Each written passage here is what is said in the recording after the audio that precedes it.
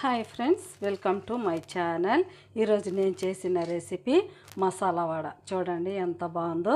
క్రంచీగా వేడివేడిగా టీ టైంలో ఇలా కనుక తింటే చాలా బాగుంటుంది. చూడండి ఎంత బాగున్నాయో. మా విలేజ్ స్టైల్ మసాలా వడ ఎలా చేయాలనో నేనైతే మీతో షేర్ చేస్తాను. రండి వీడియోలోకి అయితే వెళ్ళిపోదాం. మసాలా వడ ఎలా చేయాలనో చూపిస్తాను మీకు. ఇప్పుడు ముందుగా మసాలా వడ కోసం మనమైతే పచ్చిశనగపప్పుని ఒక 2-3 సార్లు బాగా కడిగి ఒక 2.5 గంట సేపు నానబెట్టుకోవాలి.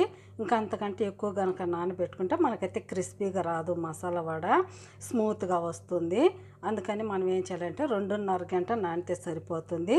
ఒక 2-3 సార్లు కడిగి నేనైతే 2.5 గంట సేపు అయితే నానబెట్టుకున్నాను. ఇప్పుడు ఈ వాటర్ అన్నీ వంపేసుకుందాం. చూడండి, వాటర్ అన్నీ అయితే వంచేసాను. ఈ విధంగా వంచుకోవాలి. వాటర్ అయితే అసలు ఉండకూడదు. వాటర్ కనుక ఉండి మనం వాటర్తోనే కనుక వేసామంటే లూజ్ అయిపోతుంది పిండి. అప్పుడు మనకి క్రిస్పీగా రాదనమాట. ఇప్పుడైతే ఈ విధంగా పక్కన ఉంచుకున్న ఈ పప్పుని ఇప్పుడైతే మనం ముందుగా ఒక మిక్సీ జార్ తీసుకొని మసాలా వడకి మసాలా అయితే వేసుకుందాం. చూడండి, ఇందులోకి మసాలా నేను ఏమేమి తీసుకున్నానంటే, మనం కారం తినే దాన్ని బట్టి ఒక 2-3 పచ్చిమిర్చి తీసుకోవాలి. ఒక 2 ఎండుమిర్చి అయితే ఇలా తుంచి ఉంచుకున్నాను.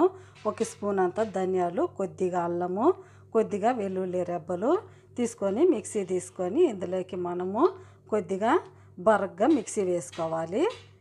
అన్నీ మిక్సీ జార్లోకి వేసేసుకుందాం. అన్నీ ఒకసారిగా వేసుకుందాం. కొద్దిగా బరగ్గా ఒక 2 తిప్పులు ఇలా తిప్పి తీసుకోవాలి. మూత పెట్టుకొని మిక్సీ పట్టేసుకుందాం. చూడండి, మిక్సీ అయితే పట్టేసాను. ఇక్కడ చూపించిన విధంగా ఉండాలి. ఎక్కువ స్మూత్గా ఉండకూడదు. ఈ విధంగా కొద్దిగా బరగ్గా మిక్సీ పట్టుకోవాలి. ఇప్పుడు ఇది ఒక బౌల్లోకి అయితే తీసేసుకుందాం. మసాలాని ఒక బౌల్లోకి అయితే తీసేసుకున్నాను. ఇప్పుడు మనం ఈ పచ్చిశనగపప్పుని ఇందులోకి వేసుకోవాలి.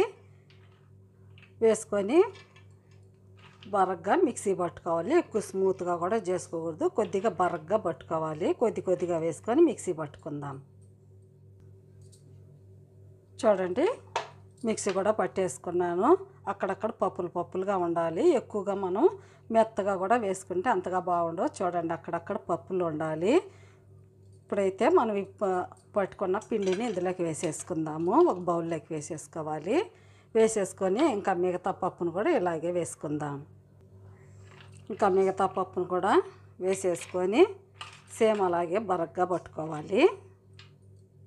మిగతా పప్పు కూడా ఇదే విధంగా పట్టేసుకున్నాను. ఇప్పుడు ఇది కూడా అంతా ఒక బౌల్లోకి అయితే వేసేసుకుందాం.